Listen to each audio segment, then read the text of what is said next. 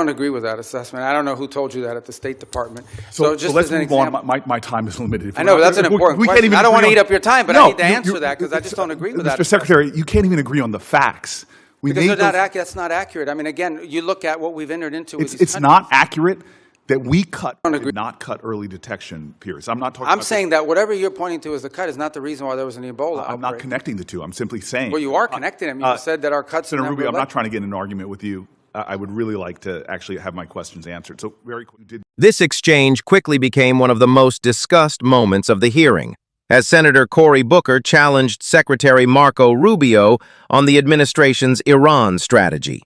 Watch Rubio's response and decide for yourself which side made the stronger case. Let us know in the comments. It's in those areas. Now with the crisis with Ebola, we see that the challenges that have been brought about as a result of our surveillance, early detection, and the like.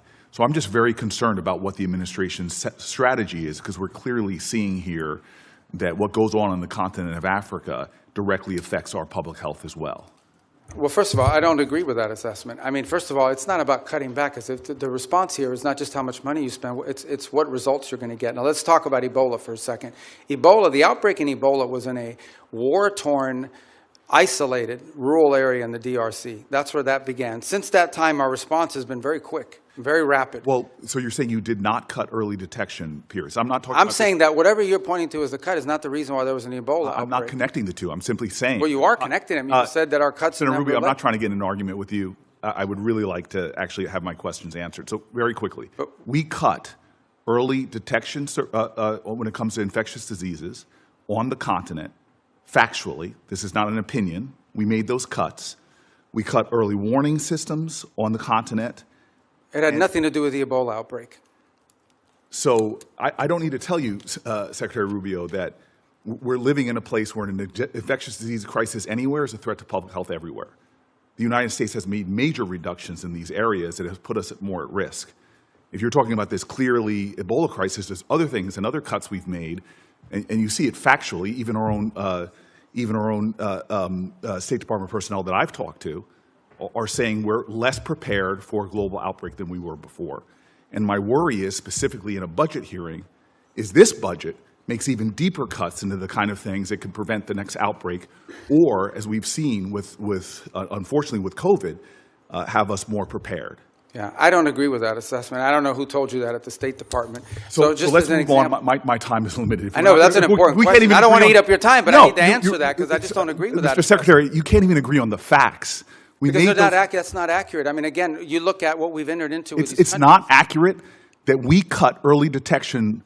Because those have all been repurposed in different arrangements that we now have with these countries. As an example, I would like, for the record, because we're not going to cover it in my short time, if you're telling me we are as prepared or more prepared before the Trump administration came in, I'd like to see the facts. I think when these reforms are finalized, which we're on the verge of doing, we're actually going to be better prepared. We are responding today faster, not just to humanitarian crisis, but to outbreaks than we were before. We are responding in some cases within 72 hours, are able to move funds to task, which you weren't able to do in the old system. And we're also building the capacity of these nation states through these compacts. May I please reclaim my time to shift gears? The Strait of Hormuz, I was listening to the conversations you had with some of my colleagues. We've now seen the Strait closed for months, and you explained that we're going to see an opening of the Strait, and ultimately the exchange we will get for that is, after that fact, we will release certain sanctions. Is that correct? No, that's not what I said. What I said was that if they open the Straits, we will lift our blockade. The Straits and the blockade are what are interrelated. And so for the nuclear program, in exchange for getting rid of the fissile material out of country, I imagine, is what the highly enriched uranium, we would release sanctions. Is that correct? Well, it's not just that. It's also their enrichment activity. They would have to, they would have to make very severe and significant concessions on what they intend to enrich in the future. And already with the March relaxing of sanctions, allowing Iranians to sell oil to the Chinese, estimates have been between $10 and $50 billion they got from that relaxing of sanctions. How much money might we see in a deal in our relaxings of sanctions in order to get rid of the highly enriched uranium and stop their enrichment? Well, let me just tell you on that portion. The sanctions that were released on Iran were boats on the water.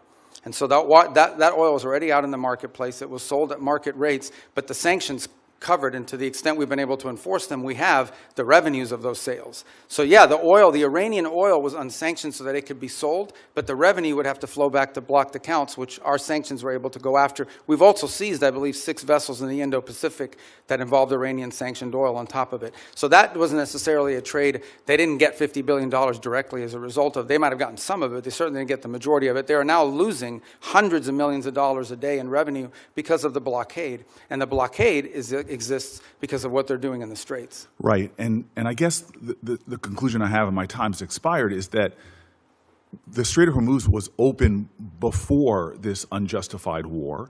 We're now scrambling to try to find a way to get it back opened again. Not only is it causing economic havoc to our country and to residents all around this nation, families trying to make ends meet, but you see on top of that, the Iranians finding ways to leverage that, as we allowed them to do with the Chinese for tens of billions of dollars. And so my point is, before we even get to a nuclear negotiation, this regime is getting money to rebuild, purchase more drones, cause more havoc. And this is before we're even trying to get back to. But I apologize. I don't understand how they're getting this. What revenue are you referring to? Well, there's 2 sources of revenue we're seeing. One is the revenue from the Chinese. That's factually documented. And number 2, the revenue that you're proposing that they should receive by releasing all of their highly enriched uranium, as well as in making a commitment about their enrichment capacities. Yeah. Hold on. And that was the exact deal that you guys vilified, that the president and you vilified President Obama from having. Yeah. No, so here we have a worse situation where our adversary and our enemy, who's causing havoc in the region, who is funding proxies and terrorists, has discovered, thanks to you all, the power of shutting down the Strait of Hormuz. No, they didn't discover. They knew that a long time ago, and they've done it before. Well, clearly, we all knew that a long time ago. That's why this ill-conceived war should have never happened. Yeah, but you have made our adversary in a stronger negotiating position. We are the strongest nation on the planet Earth, and we're in a stalemate with Iran. And now we're begging to get back into a deal that you all trashed in the first place. There's no one begging. I don't Clearly, know. this is a Senator shame. Senator Booker, your time's up. But Senator Rubio, since he's I do want to address some of these respond. points because they go to the heart of the matter. No one's begging for anything here. The Iranians might be begging because their economy's losing hundreds of millions of dollars a day. That they are losing. Understand, Iran had street protests going on before all of this started. All of those factors, economic factors in Iran, are far worse today than they were 6 months ago when those protests were happening. They have hyperinflation. Their currency's completely devalued. They're struggling to make payroll for their government workers. Iran is in a very serious situation. And if it was up to the political class there, and I understand everybody there is sort of radical in some way, but if it was up to the people that actually go to elections and wear the suits and you see on TV, they'd probably make a deal tomorrow. It's the issue they're facing is that the supreme leader and the IRGC Corps are a little bit more immune from those pressures until they can be convinced otherwise. And I think that's the direction that they're moving in, because the reality, I don't know where you're getting this perception that Iran is stronger. Iran has no navy left. They've lost a substantial percentage of their defense industrial base. That Iran has lost a substantial percentage of their missile launchers. And their economy is far worse today, and I mean far worse today, than it was 6 to 9 months ago. And they are looking at hundreds of billions of dollars of reconstruction costs just to get to where they were 6 months ago. Mr. Rubio, you keep telling us how we're winning this war. The president keeps saying, well, the war's over completely now. Annihilated. The war is not over. And yet the American people see how we're losing at the pump and with their costs, and yet this thing still hasn't been resolved. Every day he tweets out, oh, we've obliterated them, we've annihilated them, they're going to surrender. But yet we still find ourselves spending billions of dollars a week Senator on Booker, a war abroad. You've gone way over. And It would be nice if we had hearings where people Thank had to you, be held Senator accountable. Booker. Senator